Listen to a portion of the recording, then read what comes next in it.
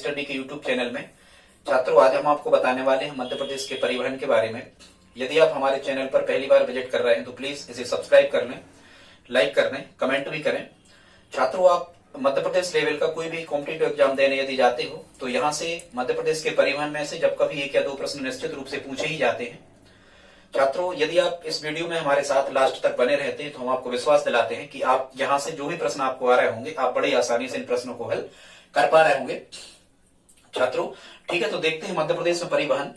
यहाँ सबसे पहले तो हमें यह समझना होगा कि परिवहन क्या कहलाता है। तो माल या व्यक्तियों का यहाँ से वहां आना जाना परिवहन कहलाता है। और परिवहन के साधन क्या कहलाते हैं? जो साधन इन व्यक्तियों को या सामान, माल भाड़े आदि को यहाँ से वहां ले जाते हैं वो परिवहन के साधन कहलाते हैं।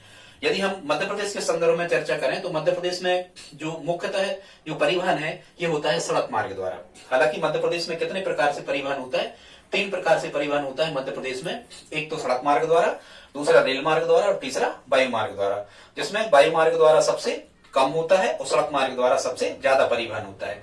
छात्रों, यदि हम भारत के संदर्भ में कहें तो भारत में भी सबसे ज्यादा जो परिवहन होता है ये सड़क मार्ग द्वारा ही होता है। लेकिन विदेशों से यदि परिवहन होता है तो वो भारत में जल मार्ग द्वारा होता है। मध्य प्रदेश में जल मार्ग या जल परिवहन हमें इसलिए नहीं पढ़ना होता है क्योंकि मध्य प्रदेश जो है ये समुद्र से नहीं लगा हुआ है या नदियां इतनी चौड़ाई वाली नहीं है जिनमें परिवहन किया जा सके। तो चूंकि क्या है, मध्य प्रदेश एक भूआविष्ठित राज्य है, मतलब इसकी सीमाएं ना तो विदेश से लगती हैं और ना ही समुद्र से लगती हैं। ये तटीय राज्य भी नहीं है, इसलिए इसे क्या कहते हैं? भूआविष्ठित राज्य कहते हैं। ठीक है छात्रों, तो आइए देखते हैं मध्य प्रदेश में परिवहन। सबसे पहले छात्रों यहाँ लिखा है भारत में डलहौजी। ये इसलिए लिखा है कि भारत में जो सड़कों का निर्माण जिसने सबसे पहले व्यवस्थित तरीके से करवाया, विभाग बना करके सरकार को जिसने जवाबदारी सौंपी सड़कों के निर्माण की, वो था लॉर्ड डलहौजी। डा से बनता है डाक, ला से बनता है रेल। भारत में डाक व्यवस्था और रेल व्यवस्था का जनक भी कौन है? लॉर्ड डलहौजी। ऐसे आप याद रख सकते हो। और इसी लॉर्ड डलहौजी के टाइम पीरियड में भारत में हुई थी पीडब्ल्यूडी की स्थापना। ये पीडब्ल्यूडी का मतलब होता है पब्लिक वर्क्स डिपार्टमेंट, लोक निर्माण विभाग। भारत में सड़कों के रखरखाव की जो जवाबदारी है वो इसी विभाग की है। खासकर राष्ट्रीय राजमार्गों की जो देखरेख करता है वो कौन करता है? पीडब्ल्यूडी, मतलब पब्लिक वर्क्स डिपार्टमेंट, जिसकी स्थापना का श्रेय किसे जाता है? भारत में लॉर्ड डलहौजी को। क्लियर? एक चीज आपको याद हो जाएगी। ठीक है, यहाँ लिखा ही है डल, डल मतलब डोलना, यहाँ से वहां आना जाना, ऐसे आप याद रख सकते हो। तो वो परिवहन से संबंधित होगा। अब थोड़ा सा हम भारत के संदर्भ में ये देख लेते हैं कि भारत में जो राष्ट्रीय राजमार्ग है, हालांकि एक चीज और आप ध्यान रखना, जो राष्ट्रीय राजमार्ग है, राष्ट्रीय राजमार्गों की देखरेख की जवाबदारी किसकी होती है? केंद्र सरकारों की। और जो राजकीय राजमार्ग हैं या जिला सड़कें हैं या ग्रामीण सड़कें हैं, इनकी देखरेख की जवाबदारी किसकी होती है? राज्य सरकारों की। ठीक है, तो भारत का जो, यहां से आपको याद रखना है, भारत का जो सबसे लंबा राष्ट्रीय राजमार्ग है, जिसकी लंबाई भारत में सबसे ज्यादा है, उसका नाम है नेशनल हाईवे क्रमांक 44। छात्रों, नेशनल हाईवे 44, इसकी लंबाई भारत में सबसे ज्यादा है, याद रखें। और ये जो इसकी पूरी दूरी बनती है ये बनती है 3750 किलोमीटर। 3750 किलोमीटर, मतलब ये लगभग 4500 किलोमीटर की लगभग बनता है कुल लंबाई इसकी। और नेशनल हाईवे 44 जो है, आप कैसे याद रखोगे? 44 4 ऐसे जोड़ लेना, 4 राष्ट्रीय राजमार्ग जुड़े तो ये, तो 4 मतलब 44। 3750 किलोमीटर इसकी लंबाई है। 11 राज्यों से होकर गुजरता है। कितने राज्यों से गुजरता है? सर्वाधिक 11 राज्यों से होकर गुजरता है नेशनल हाईवे क्रमांक 44। और ये जाता है जम्मू मतलब कश्मीर से सीधा कन्याकुमारी, मतलब भारत के नक्शे में सीधा ऊपर से लगा के और नीचे तक। ठीक है, जम्मू कश्मीर से कन्याकुमारी तक ये जाता है। जम्मू कश्मीर, कश्मीर मतलब वो कन्याकुमारी तमिलनाडु राज्य, मतलब सीधा उत्तर से दक्षिण जाता है। ठीक है छात्रों, एक बात हो गई। फिर हमें भारत के संदर्भ में यह भी पढ़ना होता है कि भारत में सबसे कम या सबसे छोटा राष्ट्रीय राजमार्ग कौन सा है? तो भारत में सबसे छोटा जो राष्ट्रीय राजमार्ग है ये है राष्ट्रीय राजमार्ग नेशनल हाईवे 47A। कितना है छात्रों? 47A, क्रमांक है 47A। ये भारत में सबसे छोटा राष्ट्रीय राजमार्ग है 47A। ठीक है, इसकी लंबाई कितनी है? इसकी लंबाई है छात्रों मात्र 6 किलोमीटर। राष्ट्रीय राजमार्ग जो सबसे छोटा है 47A, इसकी लंबाई कितनी है?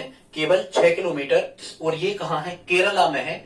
ये एर्नाकुलम से कोच्चि एयरपोर्ट को जोड़ता है, कोच्चि पोर्ट को जोड़ता है, सॉरी, एर्नाकुलम से कोच्चि पोर्ट को जोड़ता है, पोर्ट बंदरगाह को ये जोड़ता है। और ये कहाँ है? वेलिंगटन द्वीप पर है, बेम्बानद झील के पास में, बेम्बानद झील के पास में है ये वेलिंगटन द्वीप पर। ये भारत का सबसे छोटा राष्ट्रीय राजमार्ग है। तो छात्रों याद होगा आपको दो, NH-44, चूंकि इसमें ज्यादा 2 अंक है तो ये सबसे बड़ा होगा, और 2 अंक तो यहां भी है और A एक्स्ट्रा लिखा, लेकिन ये छोटा होगा। NH-47 से 6 किलोमीटर। ठीक है छात्रों, इसके बाद में हम देखते हैं, यह हमने मध्य प्रदेश में सड़क परिवहन के बारे में बताया है। यदि कभी आपको प्रश्न आ जाता है कि मध्य प्रदेश में सड़क जो परिवहन है ये मुख्यतः किन किन साधनों से होता है, तो 3 साधन है, सड़क मार्ग द्वारा, रेल मार्ग द्वारा और वायु मार्ग द्वारा। और यदि हमें मध्य प्रदेश में परिवहन के बारे में पढ़ना है छात्रों, तो हम इन्हीं 3 साधनों को पढ़ते हैं, सड़क परिवहन, रेल परिवहन और वायु परिवहन। एक चीज और ध्यान रखना, जो नेशनल हाईवे होते हैं इनके जो पत्थर लगे होते हैं सड़कों पे, ध्यान देना, नेशनल हाईवे मतलब राष्ट्रीय राजमार्गों के जो पत्थर लगे होते हैं इनमें आधा रंग होता है सफेद और आधा रंग होता है पीला। ध्यान रखना, सफेद और पीला पत्थर यदि कहीं लगा है किसी सड़क के बाजू में और उस पर दूरी वगैरह, शहर का नाम लिखा आ रहा है, तो आप समझना ये राष्ट्रीय राजमार्ग है। ठीक है, और राजकीय राजमार्ग को कैसे आप समझोगे? राजकीय राजमार्ग को समझोगे, इसमें जो पत्थर का रंग होता है ये आधा होता है सफेद और आधा होता है हरा। आधा सफेद और आधा हरा है, मतलब ये राजकीय राजमार्ग है, मतलब ये स्टेट हाईवे है। ठीक है, स्टेट हाईवे कहलाते हैं, SH। तो सबसे पहले हम देखते हैं मध्य प्रदेश में सड़क परिवहन के बारे में। तो सड़क परिवहन में भी हमें यही पढ़ना होता है। सड़क परिवहन में मध्य प्रदेश में सबसे बड़ा राष्ट्रीय राजमार्ग जो है ये मध्य प्रदेश में है NH-3। मध्य प्रदेश का सबसे बड़ा राष्ट्रीय राजमार्ग नेशनल हाईवे क्रमांक 3, नेशनल हाईवे क्रमांक 3, ये कहां से कहां जाता है? ये जाता है आगरा से मुंबई, आगरा से मुंबई तक जाता है, लेकिन यहां लिखा है वाया इंदौर, इसका मतलब यह है कि इंदौर होते हुए। नेशनल हाईवे क्रमांक 3 मध्य प्रदेश का सबसे बड़ा राष्ट्रीय राजमार्ग है, जो जाता है आगरा से मुंबई, इंदौर होते हुए, और इसकी लंबाई मध्य प्रदेश में है छात्रों 717 किलोमीटर। मध्य प्रदेश में NH-3 की लंबाई कितनी है? 717 किलोमीटर। मध्य प्रदेश का दूसरा सबसे बड़ा कभी पूछा जाए यदि राष्ट्रीय राजमार्ग है तो ये है, जो सबसे बड़ा है ये मध्य प्रदेश से भी गुजरता है, NH-44। तो दूसरा सबसे बड़ा है, ये भारत का सबसे बड़ा है, NH-44, ये मध्य प्रदेश का दूसरा सबसे बड़ा है। ये 511 किलोमीटर मध्य प्रदेश से गुजरता है और ये जबलपुर होते हुए जाता है। ठीक है, यदि तीसरे की चर्चा हो जाए तो नेशनल हाईवे क्रमांक 86A, ये तीसरा सबसे लंबा राष्ट्रीय राजमार्ग है मध्य प्रदेश से गुजरने वाला। मध्य प्रदेश से अब यदि कभी ऐसा प्रश्न आ जाए कि मध्य प्रदेश से कुल कितने राष्ट्रीय राजमार्ग गुजरते हैं, तो मध्य प्रदेश से कुल 22 राष्ट्रीय राजमार्ग गुजरते हैं। 22 नेशनल हाईवे मध्य प्रदेश से गुजरते हैं। यदि ऐसा प्रश्न कभी आ जाए कि मध्य प्रदेश में नेशनल हाईवे की कुल लंबाई कितनी है, तो 7806 किलोमीटर के लगभग जो सड़क मार्ग है मध्य प्रदेश का, ये नेशनल हाईवे के द्वारा पूरा होता है। और ये लंबाई जो है देश के कुल राष्ट्रीय राजमार्गों की लंबाई का 8% बनता है। कभी ऐसा प्रश्न आ जाए कि मध्य प्रदेश के राष्ट्रीय राजमार्ग की लंबाई देश के कुल राष्ट्रीय राजमार्ग की लंबाई का कितना परसेंट है, तो ये बनता है 8% या 8%। फिर कभी यदि ऐसा प्रश्न आ जाए कि मध्य प्रदेश में सर्वाधिक परिवहन किससे होता है, तो सड़क मार्ग द्वारा। सबसे कम परिवहन होता है तो जल मार्ग द्वारा। ठीक है, जल मार्ग द्वारा तो ना के बराबर, इसलिए सबसे कम में वही आएगा। छात्रों, सड़कों की लंबाई, सड़कों की कुल लंबाई की दृष्टि से, चूंकि आपको पता है सड़कों की कुल लंबाई की दृष्टि से महाराष्ट्र का 1 नंबर आता है, 1 नंबर पे आता है, लेकिन सड़कों की कुल लंबाई की दृष्टि से मध्य प्रदेश का कौन सा स्थान है? 23वां स्थान है। कौन सा? 23वां स्थान है सड़कों की कुल लंबाई की दृष्टि से मध्य प्रदेश का। ठीक है, अब इसके बाद में हम चलते हैं, इसके बाद में चलते हैं हम कौन राजकीय राजमार्गों पर। तो राजकीय राजमार्गों पर मध्य प्रदेश में, यहां ध्यान देना आप, मध्य प्रदेश के ये तो हमने आपको बता दिया कि सबसे मध्य प्रदेश में सबसे ज्यादा या सबसे बड़ी लंबाई, लेकिन छोटे पर अभी चर्चा नहीं हुई थी, उसको हम देख लेते हैं, वो यहां है। अब कभी यदि आपको प्रश्न आ जाए कि मध्य प्रदेश में सबसे कम या सबसे छोटा राष्ट्रीय राजमार्ग, जैसे यहां भारत में तो कौन सा हो गया? भारत में तो हो गया सबसे कम वाला, हमने बताया था जो वहां केरला का है। ठीक है, आप समझ रहे होंगे, ये NH कौन सा 47 है, ये भारत का है। लेकिन मध्य प्रदेश की यदि चर्चा हो जाए तो 339B, नेशनल हाईवे क्रमांक 339B, ये मध्य प्रदेश का सबसे छोटा राष्ट्रीय राजमार्ग है, जिसकी लंबाई है केवल कितनी छात्रों, 9 किलोमीटर। और ये बमीठा से खजुराहो को जोड़ता है मध्य प्रदेश में छतरपुर जिला। छतरपुर जिले में एक राष्ट्रीय राजमार्ग निकलता है 339B, ये सबसे छोटा राष्ट्रीय राजमार्ग है मध्य प्रदेश का, जिसकी लंबाई कितनी है, केवल 9 किलोमीटर। ये बमीठा से खजुराहो को जोड़ता है, छतरपुर जिला में ये है। फिर हम आगे आ जाते हैं। मध्य प्रदेश में सड़क बनाने वाली कितनी एजेंसियां हैं, 2 एजेंसियां हैं जो सड़क बनाती हैं, और ये किस नीति पर चलती हैं, BOT।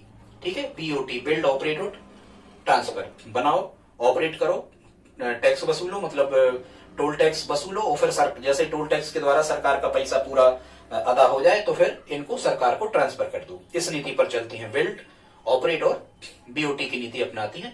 ठीक है, बनाओ, चलाओ और ट्रांसफर करो, इस नीति पर। ठीक है, तो मध्य प्रदेश में सड़क बनाने वाली कितनी संस्थाएं हैं, 2 संस्थाएं हैं। एक का नाम है मध्य प्रदेश सड़क विकास निगम और दूसरी है मध्य प्रदेश सड़क विकास प्राधिकरण। मध्य प्रदेश सड़क विकास निगम और मध्य प्रदेश सड़क विकास प्राधिकरण। और ये जो सड़क विकास प्राधिकरण है, प्राधिकरण वैसे बड़े होते ही है, स्पेलिंग ही बड़ी है, तो ये प्रदेश की सबसे बड़ी एजेंसी है सड़कें बनाने वाली, मध्य प्रदेश सड़क विकास प्राधिकरण। अब हम आते हैं मध्य प्रदेश में राजकीय राजमार्गों पर।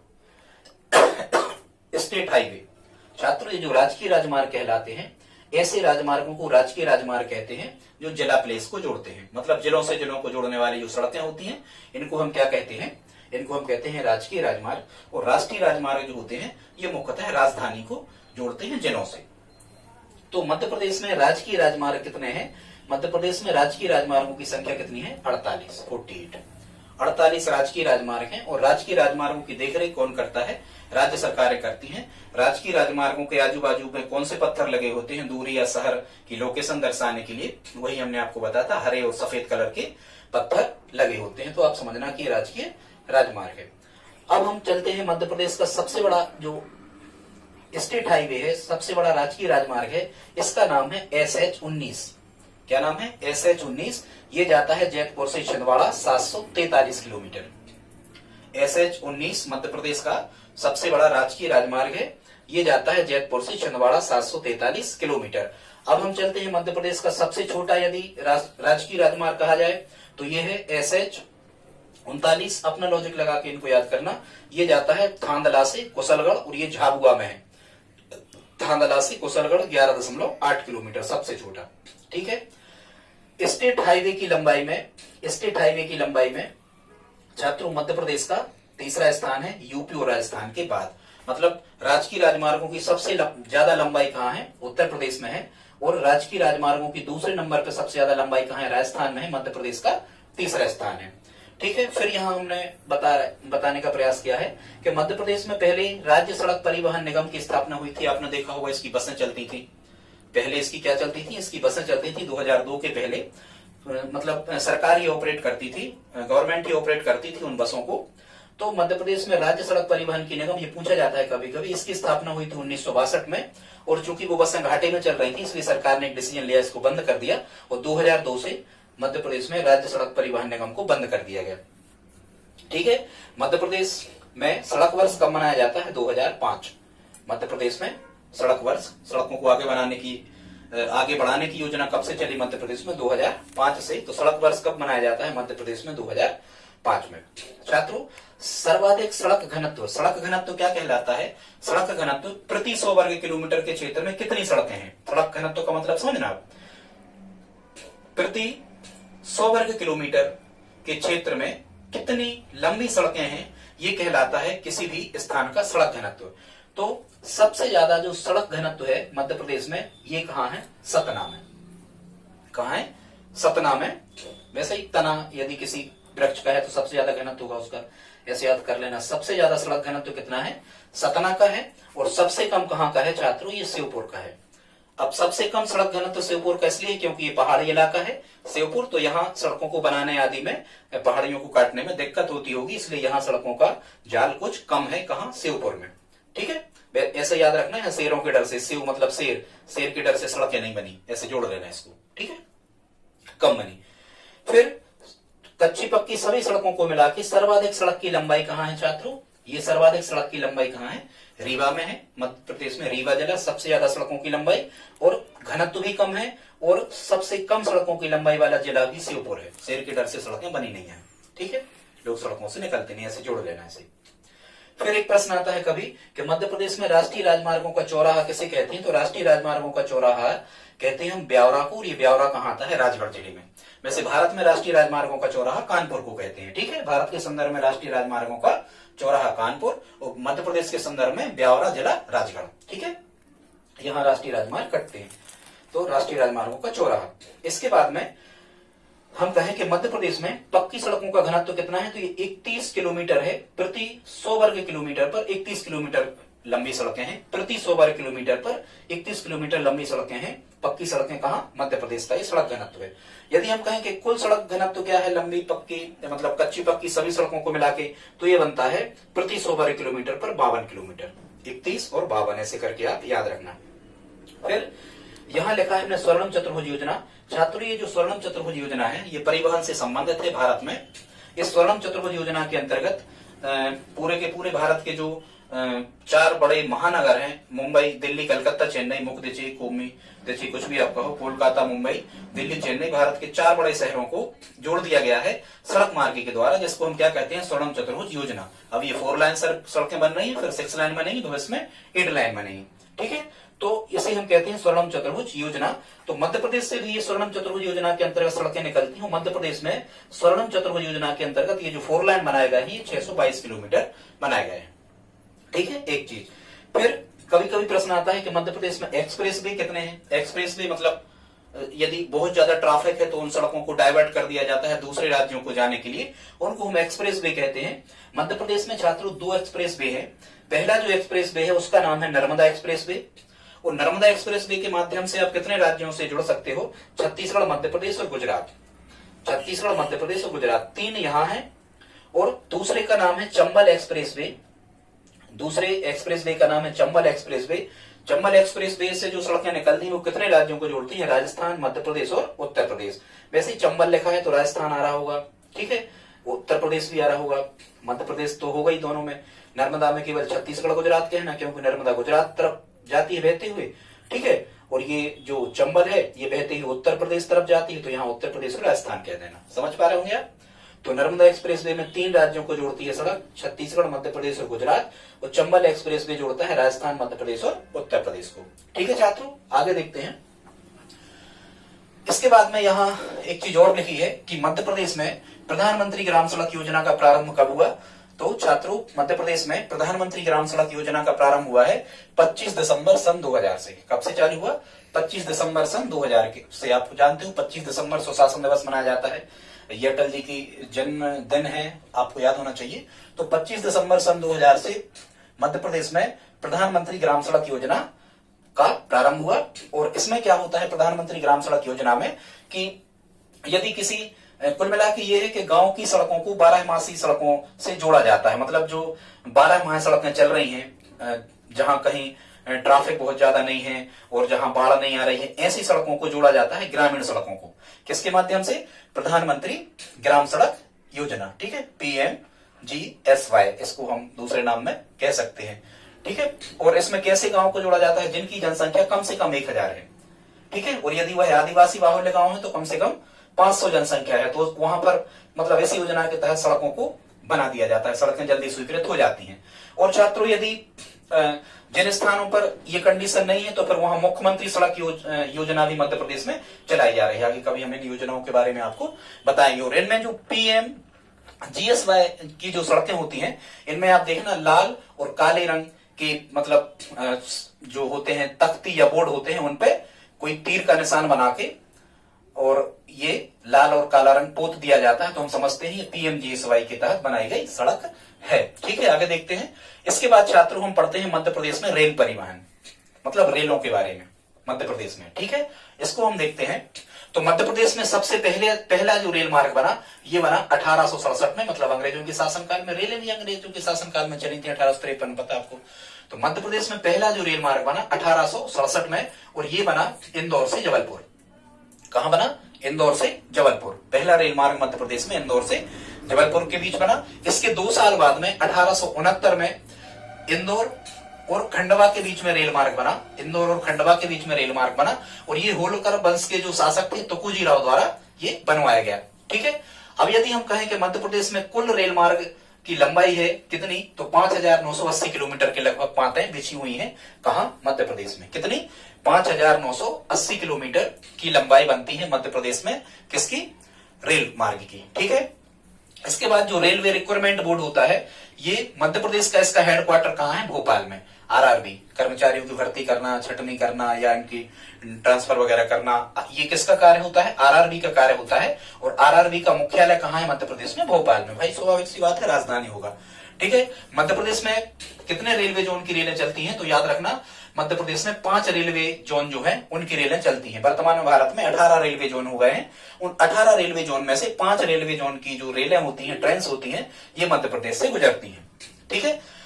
हालांकि अपने यहाँ एक रेलवे का मुख्यालय भी है मध्य प्रदेश में और बहुत से एग्जाम में ये पूछा जाता है, उसका नाम है पश्चिम मध्य रेलवे। क्या नाम है छात्रों? पश्चिम मध्य रेलवे। और पश्चिम मध्य रेलवे का मुख्यालय कहाँ है? अपने यहाँ जबलपुर में। 1998 में इसकी स्थापना हुई थी। ठीक है। जबलपुर में है पश्चिम मध्य रेलवे का मुख्यालय, पूछा जाता है जब कभी। फिर मध्य प्रदेश में किन शहरों को मेट्रो शहर बनाया जा रहा है छात्रों? तो मध्य प्रदेश में मेट्रो शहर बनाया जा रहा है 2 शहरों को, इंदौर और भोपाल। मतलब यहाँ इंदौर और भोपाल में मेट्रो रेल चलेगी। 2018 में इसका शुभारंभ हो गया है। ये इसमें लगभग 4 साल का समय इसमें लग जाएगा, क्योंकि ये बहुत बड़ा प्रोजेक्ट है। तो कहाँ मेट्रो ट्रेन चलाई जाएंगी? इंदौर और भोपाल में चलाई जाएंगी ब्रिज के माध्यम से।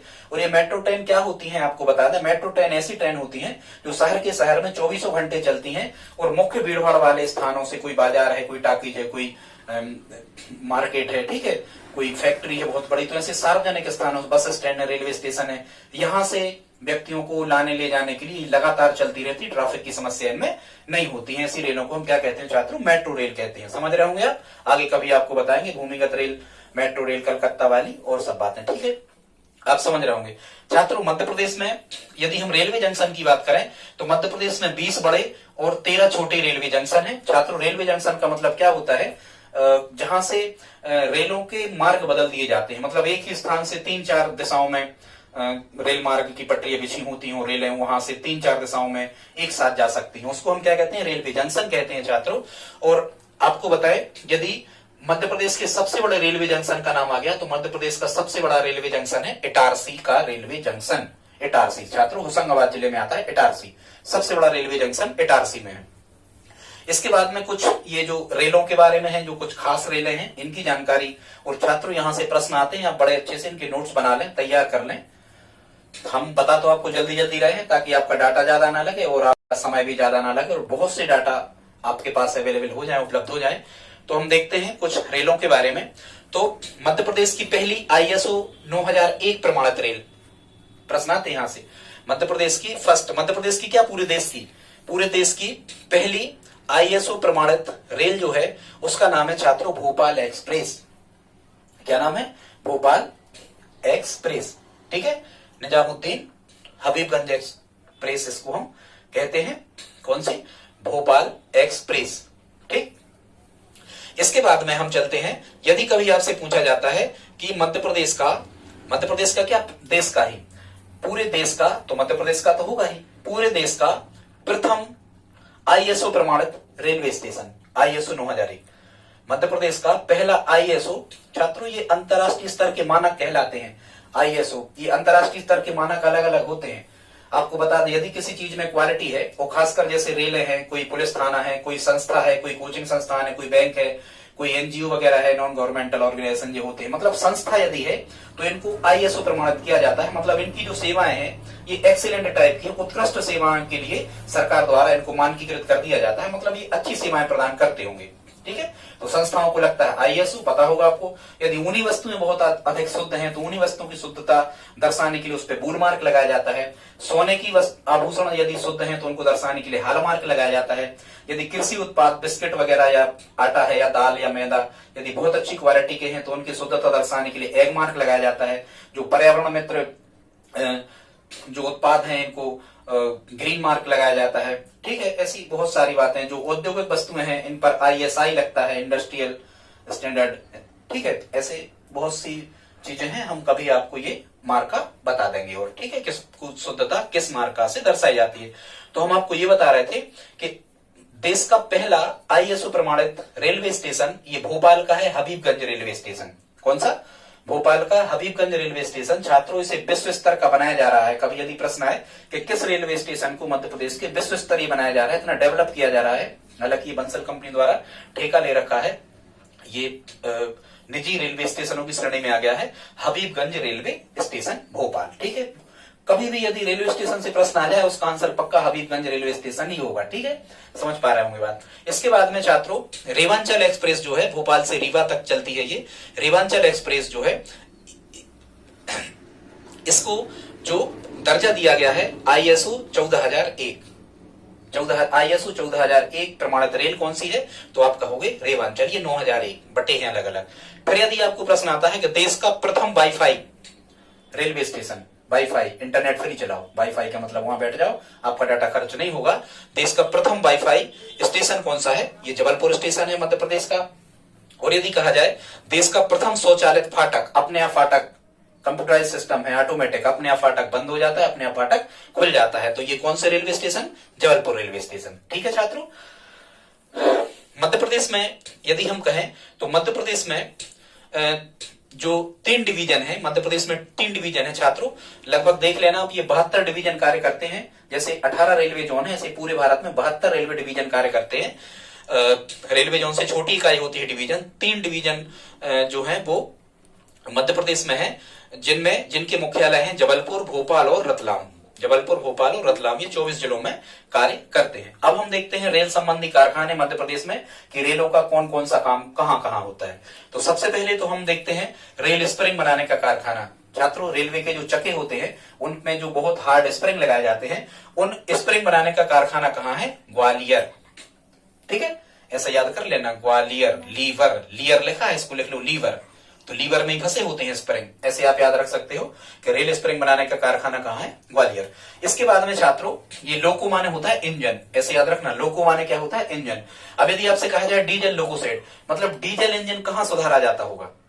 यहां सीधे के सीधे पटरी के माध्यम से सीधे के सीधे इंजन चले जाते हैं, यदि उनमें कोई रिपेयर होना है, कोई काम होना है, तो ये डीजल लोको सेट कहां है? ये है छात्रों कटनी और रतलाम। डीजल लोको सेट कहां है? कटनी और रतलाम। ठीक है, और इलेक्ट्रिक लोको सेट, मतलब इलेक्ट्रिक जो इंजन होते हैं जो लाइट से चल रहे हैं, ये कहां कहां सुधरते हैं? ये सुधरते हैं कटनी और इटारसी। कटनी और इटारसी। वैसे देखो, इलेक्ट्रिक मतलब क्या? इलेक्ट्रिक से पकड़ लेना, यहां लिखा है रस्सी, तो डोरी रस्सी जैसी तो होती है, इलेक्ट्रिक में डोरी लगती, तो यहां से आप जोड़ लेना इलेक्ट्रिक कहां है? इटारसी। देखो कटनी में तो दोनों है, कटनी में तो दोनों है, क्योंकि इंजन को आप सुधार रहे हो तो कई जगह वहां कट लगाना पड़ता होगा आपको, इंजीनियर लोग रहते हैं, मैकेनिक वो कट लगाते हैं, तो याद रखना कि कटनी में तो डीजल लोको सेट और इलेक्ट्रिक लोको सेट है, लेकिन डीजल लोको सेट कहां है? मुख्यतः रतलाम में। अब आप इसको कैसे याद रख सकते हो? आप ऐसे याद रख सकते हो कि देखो, जब आप रतलामी सेव खाते हो तो उसके साथ में जल भी लेते हो, पानी पीते होगे ना, ऐसे याद रख सकते हो कि डीजल आ जाए तो ये रतलाम कहना है और इलेक्ट्रिक आ जाए तो इटारसी कहना, बाकी कटनी में तो दोनों है ही। इसके बाद हम चलते हैं रेलवे इंजन बनाने का कारखाना। छात्रों, सीधे के सीधे रेल इंजन बनते हैं, और रेल इंजन कहां बनते हैं? ये भेल में बनते हैं। भेल कहां है? भारत हेवी इलेक्ट्रॉनिक्स लिमिटेड, इसका कारखाना कहां लगा है? भोपाल में लगा है। किसका? भेल का। एशिया का सबसे भारी विद्युत संयंत्र बनाने का कारखाना है भेल। भेल का हेडक्वार्टर कहां है? दिल्ली में। कारखाना कहां लगा? भोपाल में लगा। और भारत के राजकीय जो चिन्ह है अशोक स्तंभ सारनाथ से लिया गया है, उसमें यही 4 जानवर हैं। कौन से? बुल माने बैल, हॉर्स घोड़ा, एलिफेंट हाथी और लायन शेर। इसी को मिला के क्या बना गया है? भेल। समझ रहे? ठीक, आगे तो यहाँ रेलवे के इलेक्ट्रॉनिक इंजन बनते हैं। जो रेलें कैसे चल रही हैं? जो बिजली से चल रही हैं, उनके इंजन कहां बनते हैं? भोपाल में, भेल में।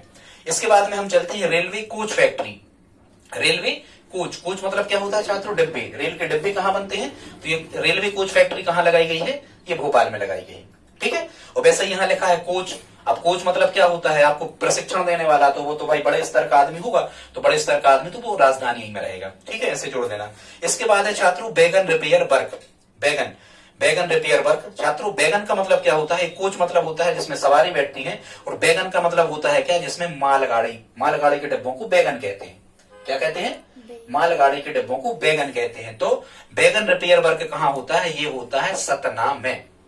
कहाँ होता है? सतना में होता है wagon repair work, Madhya Pradesh में।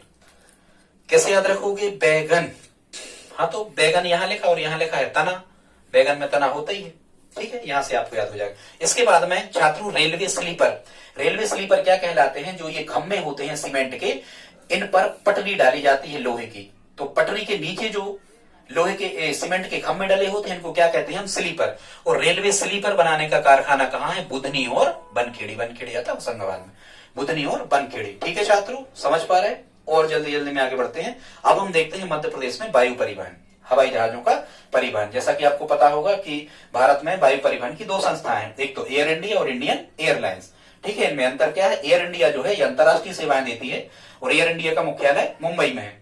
अब एयर इंडिया अंतरराष्ट्रीय सेवाएं देती है, मतलब आपको देश से विदेशों में जाना है तो आप एयर इंडिया के विमान में जा सकते हो, और यदि आपको देश से देश में घूमना है या पड़ोसी देशों में जाना है तो आप इंडियन एयरलाइंस के विमान में जा सकते हो, ठीक है। पवन हंस एक कंपनी है जो निजी या प्राइवेट हेलीकॉप्टर उपलब्ध करवाती है। भारत का परिवहन जब हम बताएंगे तो बहुत सारी चीजें आपको बताएंगे भारत के अंतरराष्ट्रीय, भारत का परिवहन में तो बहुत ज्यादा पढ़ना होता है, सड़क मार्ग, वायु मार्ग, जल मार्ग, ठीक है। यहाँ तो जल मार्ग कम से कम नहीं पढ़ रहे अपन, तो ठीक है। मध्य प्रदेश में जो वायु परिवहन है, अब यदि कभी भारत के संदर्भ में प्रश्न आ जाए तो भारत में जो पहली वायु सेवा शुरू की गई थी वो की गई थी 1911 में, इलाहाबाद से नैनी के बीच में पहला प्लेन उड़ा था।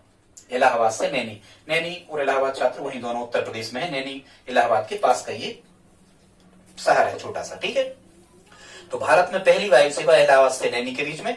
लेकिन यदि मध्य प्रदेश में कहा जाए तो 26 जुलाई 1948 से शुरू होती है मध्य प्रदेश में वायु सेवा, ठीक है।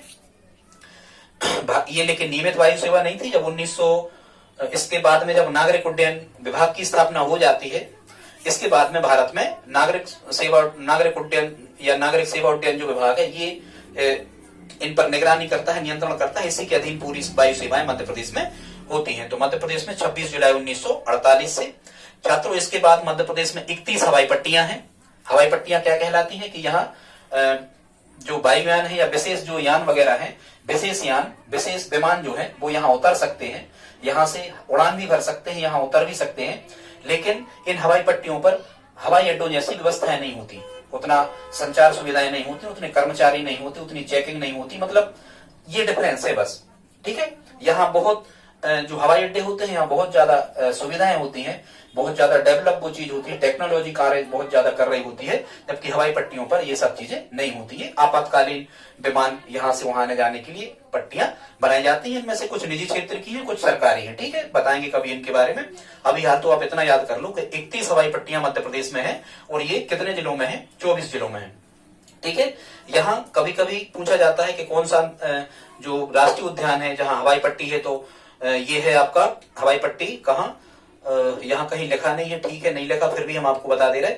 जो हवाई पट्टी है ये है आपके मंडला वाली कान्हा-किसली राष्ट्रीय उद्यान में, ठीक है। लेकिन जो ये तो लिखा है कान्हा-किसली में है, और बांधागुड़ राष्ट्रीय उद्यान जो है अपना उमरिया वाला, बांधागुड़ राष्ट्रीय उद्यान जो है उमरिया वाला, यहाँ बांधागुड़ राष्ट्रीय उद्यान उमरिया में ये निर्माणाधीन है, ठीक है छात्रों। तो दो बातें हो गई, क्या हो गई?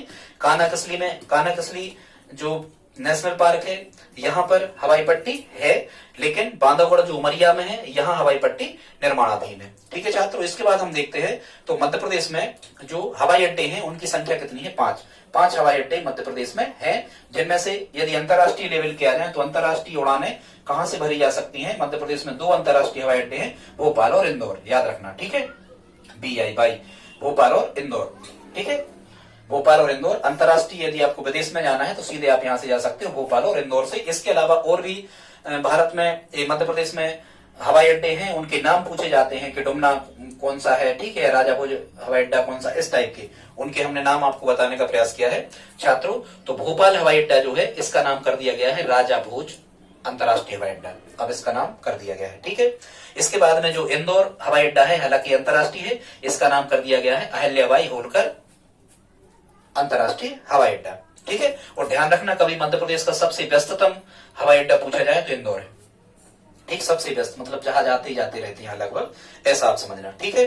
फिर यदि आपको प्रश्न आ जाए कि जबलपुर हवाई अड्डे का क्या नाम है, तो जबलपुर हवाई अड्डे का नाम है छात्रों डुमना हवाई अड्डा, अंतरराष्ट्रीय नहीं है ये, देश से देश में ही आप जा सकते हैं यहाँ से। डुमना हवाई अड्डा, कौन सा? डुमना, जबलपुर। कैसे याद रखोगे? ठीक है भाई, यदि कोई मना कर रहा है किसी भी बात को तो तुम्हें बल लगा के बोलना पड़ेगा कुछ, तब वो आपकी बात सुनेगा। ऐसे करके आप इसे याद रख सकते हो। ठीक है, इसके बाद खजुराहो भी हवाई अड्डा है। खजुराहो से भी विमान यहाँ वहां से देश से अपने यहाँ खजुराहो आते हैं, छतरपुर मध्य प्रदेश में। इसका नाम क्या है? इसे हम कहते हैं सिविल हवाई अड्डा। ठीक है छात्रों, फिर एक ग्वालियर में है। ग्वालियर का नाम क्या है? ग्वालियर का नाम है विजयाराजे सिंधिया जी हवाई अड्डा। और एक सेना के लिए अलग से स्पेशली बनाया गया है, उसको सैनिक हवाई अड्डा महाराजपुरा। और सैनिक हवाई अड्डा महाराजपुरा कहाँ है छात्रों? ग्वालियर में। बहुत जल्दी जल्दी से हमने आपको बताने का प्रयास किया, ज्यादा टाइम ना लगे।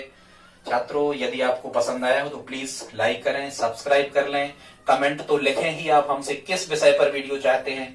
हम एमपी पुलिस भर्ती, एमपी शिक्षक भर्ती आदि में जिस विषय पर भी आप हमसे वीडियो चाहते हैं हम तुरंत अपलोड कर देंगे, बस आप कमेंट करके हमें बताएं। धन्यवाद।